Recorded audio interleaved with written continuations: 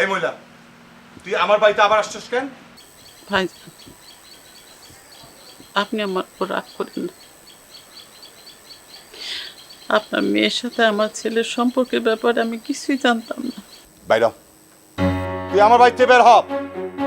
তোর মতো কাজের মহিলা আমার এই বাড়িতে দরকার নাই। প্রয়োজন হলে আরেকটা কাজের লোক আমি রাখি আনবো, তুই বাইর হ। আমি জানি ভাইজান, আমার চাকরি নাই।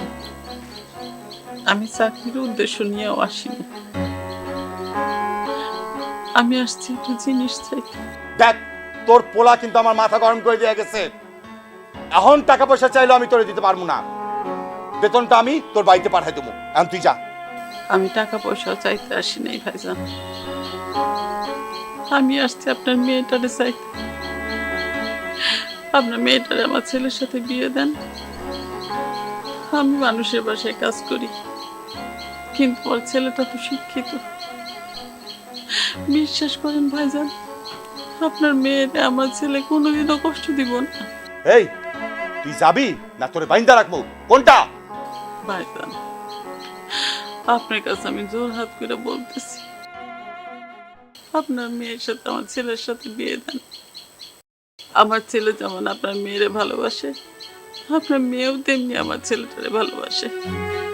আর আপনার মেয়েরে তো আপনি কোথাও না কোথাও বিয়ে দিবেনই। তাহলে আমার ছেলেটার সাথে দেন। হ্যাঁ, আমি আমার মায়েরে কোথাও না কোথাও অবশ্যই বিয়া দেবো, কিন্তু তোর মতো কাজের মহিলা ছেলের লগে আমার মাইয়া বিয়া দেবো না। এই, তুই বের হ, বের হ, নাহলে কিন্তু আমি এলাকার লোকজন ডাইকা কমুছে তুই আমার বাড়িতে চুরি করতে আইছস। পাবলিকের মাইক খেয়ে মরে যাবি। বের হ, বের হ আমার বাড়ি থেকে। ভাইজান, আমি আমার সন্তানের জন্য আসছি। আপনার মেয়েটারে না পাইলে আমার ছেলেটা খুব কষ্ট পাবে। আপনার পা ধরে বলতেছি ভাইজান, আপনি দয়া করেন ভাইজান। বাছার ছাড় বলতেছি।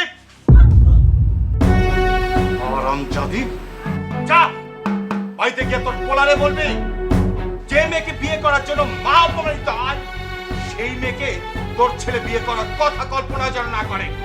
জায়গা থেকে